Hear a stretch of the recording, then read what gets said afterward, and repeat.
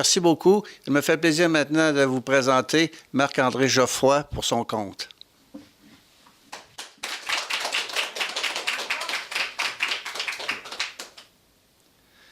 Bonsoir tout le monde, ça fait plaisir d'être là.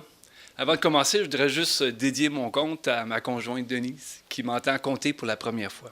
Donc, pour toi, ça.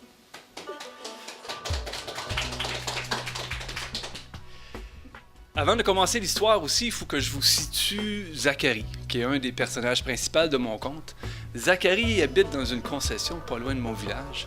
Et Zacharie, c'est un bretto-patentologue de première classe. Ce gars-là peut vous patenter, vous bretter quelque chose dans un temps de le dire. Il dit toujours, si je le vois clairement dans ma tête, mes mains sont capables de le faire. Et c'est bien vrai. J'ai pas d'idée que Zacharie a eu qu'il n'a pas été capable de mettre ensemble. Je vais vous donner un exemple. Pas plus tard que l'hiver passé, il a pris un devant de souffleuse à neige.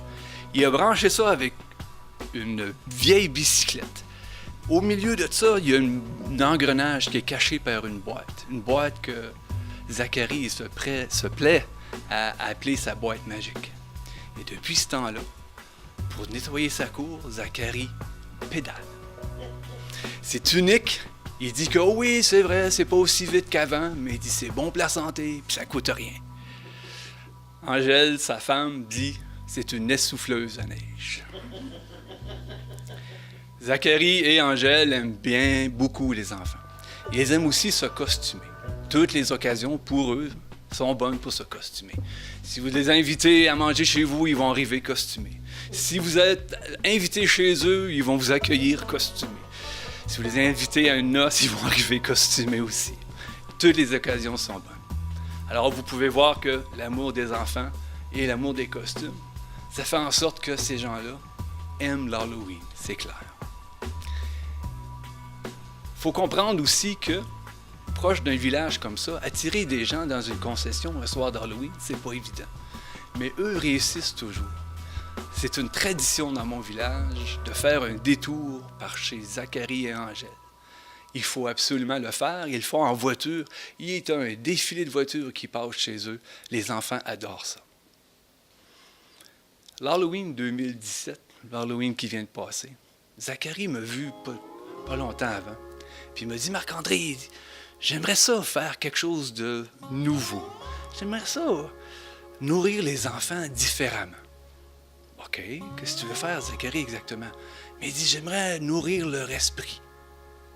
OK, tu veux faire ça comment exactement, Zacharie? Ben, j'aimerais ça leur donner des mots. C'est parce que, Zacharie, il faut que tu comprennes que les enfants, à l'Halloween, ont des attentes. Si tu leur donnes des mots au lieu des bonbons, c'est pas sûr que ça va marcher. C'est comme à Noël, là. Pas de bébelle, c'est pas Noël. Ouais, mais il dit le truc, ça va être de leur donner des mots comme bonbons, enveloppés, puis des mots à se mettre dans la bouche. OK. S'il y a quelqu'un qui peut faire ça, Zacharie, c'est bien toi, ça c'est sûr. On s'est laissé là-dessus. Et comme de fait, une couple de jours avant l'Halloween, l'année passée, Zacharie m'appelle. « Marc-André, j'ai trouvé la solution. Ça marche, j'ai besoin de toi. Peux-tu être là le soir de l'Halloween? » « Ah, ben oui, pas de trouble, je vais être là. » Je me présente. À la tombée de l'après-midi, début de soirée. Et Zacharie, en costume, me présente sa machine.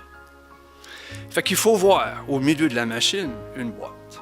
Grosseur d'un calorifère. Sa boîte magique.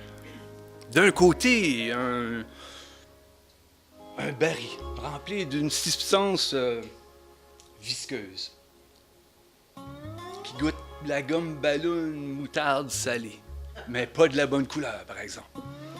Puis de l'autre côté de la boîte, un immense baril rempli de mots. Des mots écrits sur des papiers là, pas plus longs qu'un pouce, un quart de pouce d'épais. Plein. Là, j'ai dit, Zacharie, c'est quoi ça? Il dit, c'est une phylactéreuse. Une quoi? Une phylactéreuse. OK, ça fait quoi une phylactéreuse, Zacharie? Il dit, ça fait des phylactères.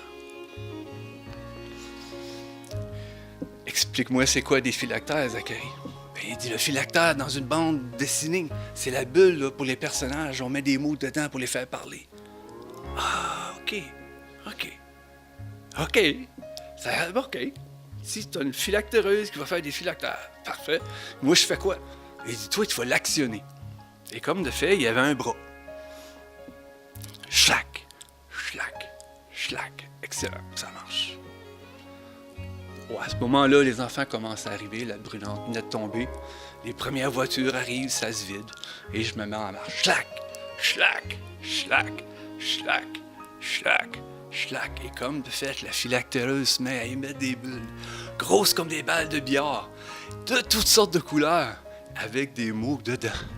Et quand les enfants ont vu ça, c'était le succès instantané. Les enfants et les bulles, c'est sûr, ça marche. Schlac.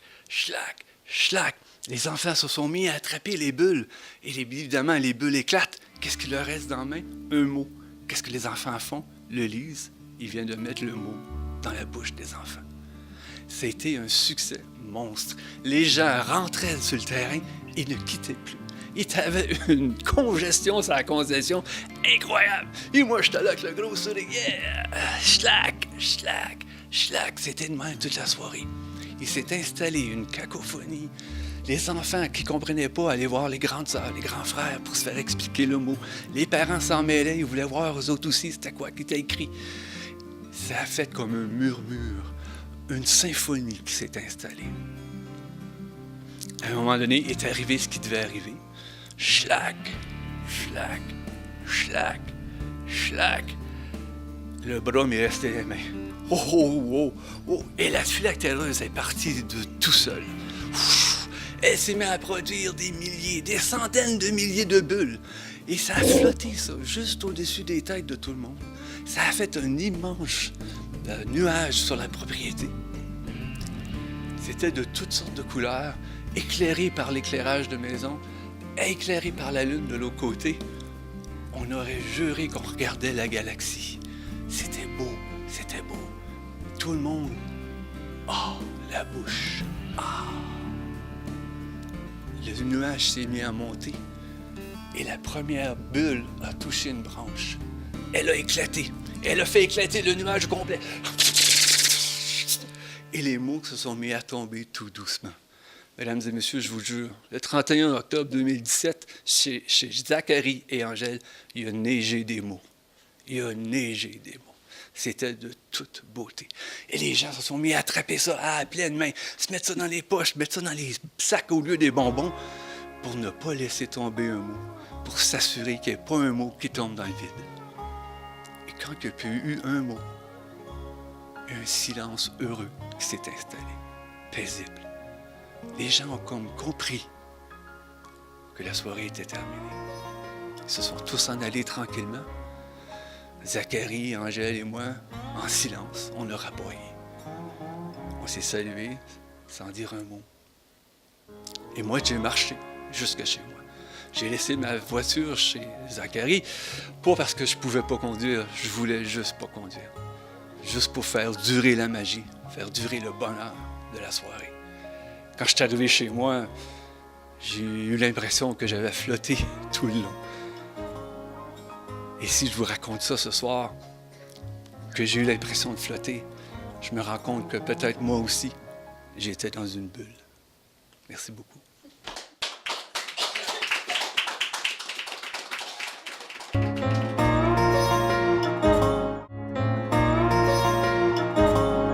Mesdames, Messieurs, ça me fait plaisir et c'est tout un privilège de vous présenter Bernard Paquette, le prochain conteur.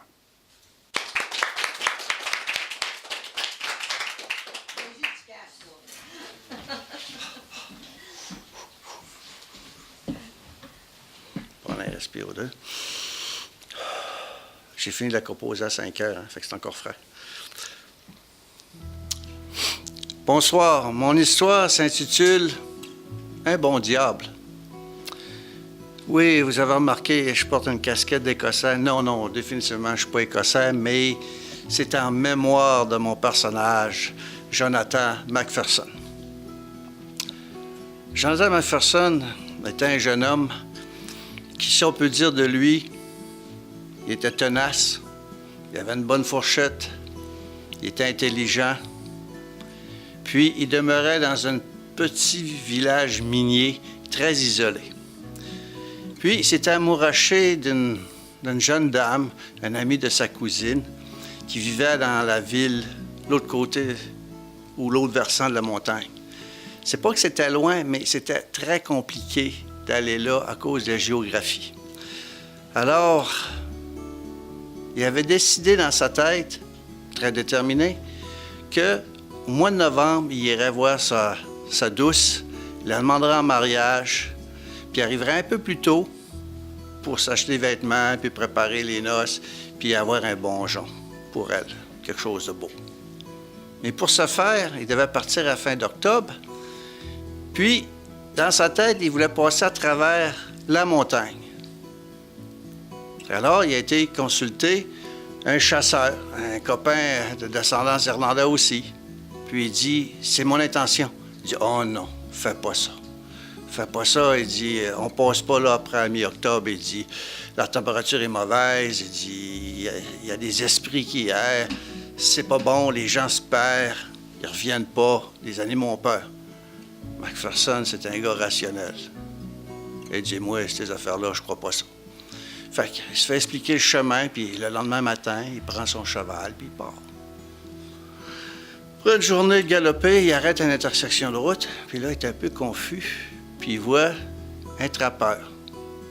Il dit, c'est quel sentier que je dois prendre encore pour aller dans la coulée, passer entre les deux montagnes? Oh non, passe pas là. Passe pas là. Il dit, la température est mauvaise, les esprits, les gens se perdent. Ah, il dit, moi, je crois pas ça. I warn you.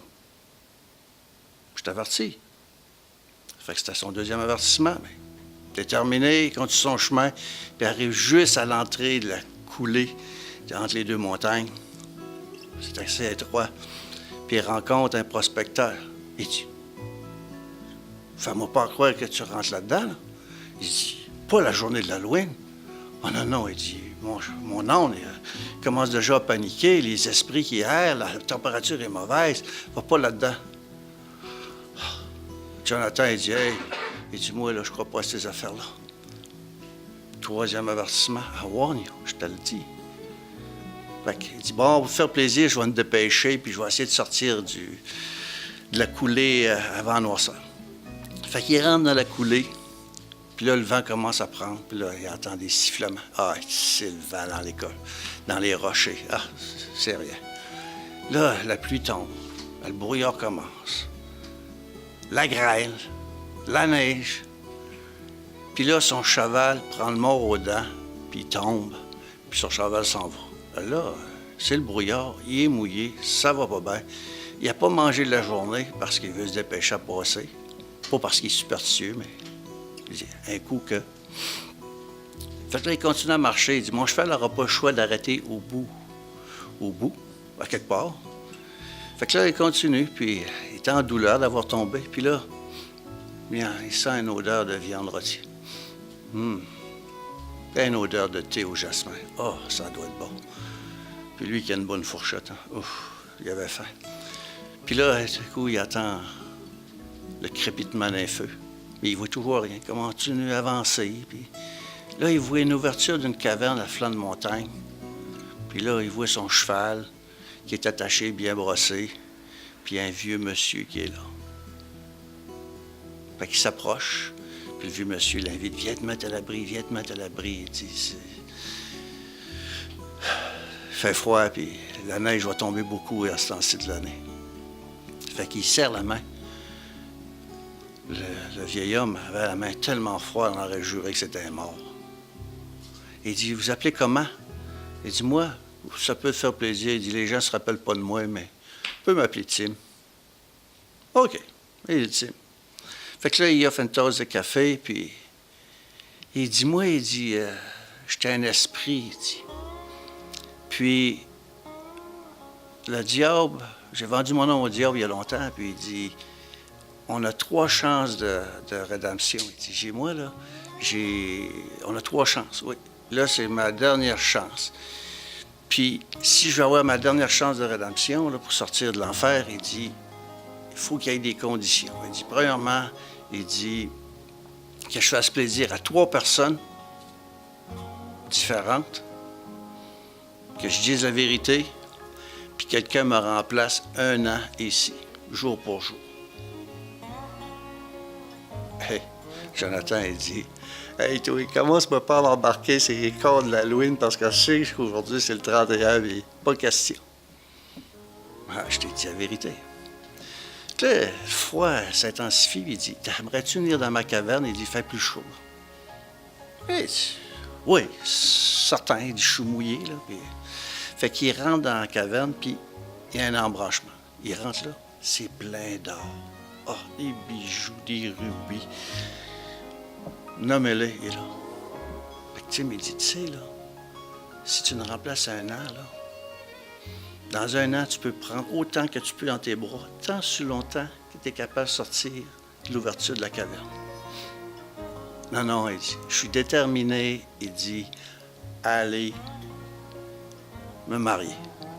Ah, il dit, tu vas te marier? Ah, je te comprends. Mais il dit, gars, fais-moi plaisir. Il dit, ça me ferait plaisir de te donner un cadeau pour la marier, pour y faire plaisir. Fait que là, Jonathan pense à ça. Ouais. OK. Il voit un beau Jean. Il dit ça, il dit, ça ferait plaisir à ma douce. Puis il dit, je vais prendre 1 pièce d'or pour un beau banquet. Tim me dit, ça me fait plaisir, si ça te fait plaisir, puis ça va faire plaisir à ta douce. Puis là, il l'emmène dans une autre pièce. Il y a des livres. Hey, Jonathan, lui, il aimait ça, lire. Hey, tous les livres, incroyables. Il dit, il dit, tu restes ici 1 an, là. Toute la connaissance du monde est là.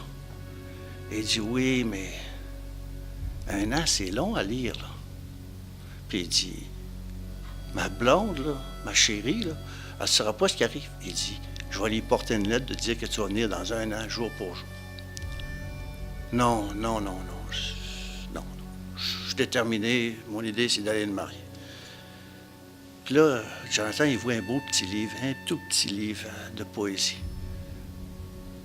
Tim, il dit, regarde, là, je te donne le livre. Ça me fait plaisir de te le donner. Mais il dit, d'un an, tu pourras sortir tous les livres que tu veux, autant que tu veux, que tu es capable de porter dans tes bras dans l'ouverture de la caverne. Non. Mais il dit, j'adorais ce petit livre de poésie-là. Tim, il dit, ça me ferait plaisir de te faire plaisir.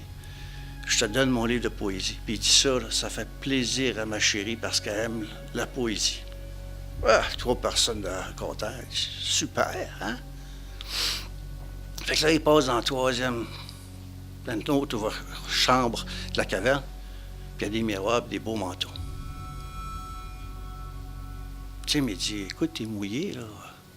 Regarde les beaux habits, là. À 16 ans, tu serais habillé comme un roi, là. Hein? Tu serais prêt pour tes noces, ça te préparerait, t'as le jaune, là. Puis il dit, mais ça, j'aimerais ça te voir, moi. Comment tu serais habillé? Ouais, ouais, puis il dit, je vais faire sécher ton linge. Puis il prend son linge, puis il va le faire sécher. Puis lui, il s'habille, puis Jonathan, il était fier comme un pan. Il était habillé comme un prince, il était content. Fait qu'il dit, tu vois, il dit, ça me fait plaisir. Il dit, je te donne l'habit. Il dit, ça sera ma contribution. Il dit, tes noces. Puis je sais que tu aimes les beaux habits. Puis ta chérie va te trouver beau. Ça va être un plaisir pour elle, puis les beaux-pères. Ah, ça fait plaisir à tout le monde, hein? Ah ouais. Fait que là, il s'en va à une autre pièce. Puis là, il dit, écoute, il dit, tu sais, il faut que tu partes ici avant le jour levant. Sans ça, toi et moi, on va rester enfermés ici. Tu vois, je suis honnête avec toi, là. Tu voudrais pas, tu vois, là, tout ce que tu peux gagner, là, rester ici 1 an à me remplacer. Puis c'est certain, il faut que je revienne dans 1 an parce qu'il faut que je revienne de mon jugement pour ma rédemption. Là. Non.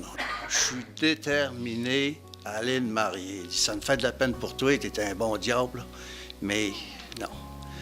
Hein, il dit, écoute, il dit, avant de partir, là, ça fait longtemps que j'ai pas vu quelqu'un. Il dit, tu es bien habillé, là.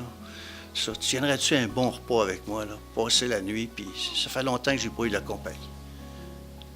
Là, Jonathan, il entend son ventre gronder.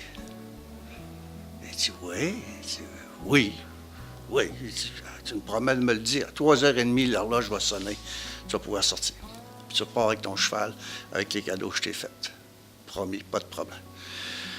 Fait qu'il rentre dans la pièce, puis il y a une table. Hey, un buffet incroyable. Jambon, dindon, bacon, pâté au thon, gâteau, crème chantilly, recette de Gascon, vin de Touscon. Tout était bon. Puis là, ils sont mis à mangeons, rigodons, puis toute la nuit.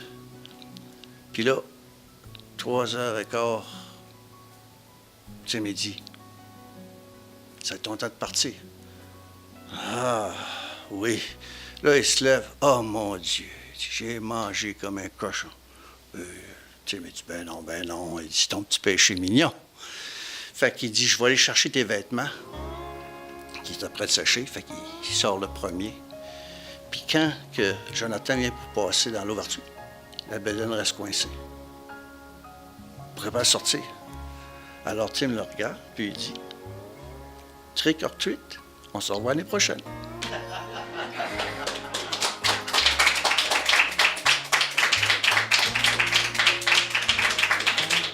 Alors, je vous souhaite bonne soirée.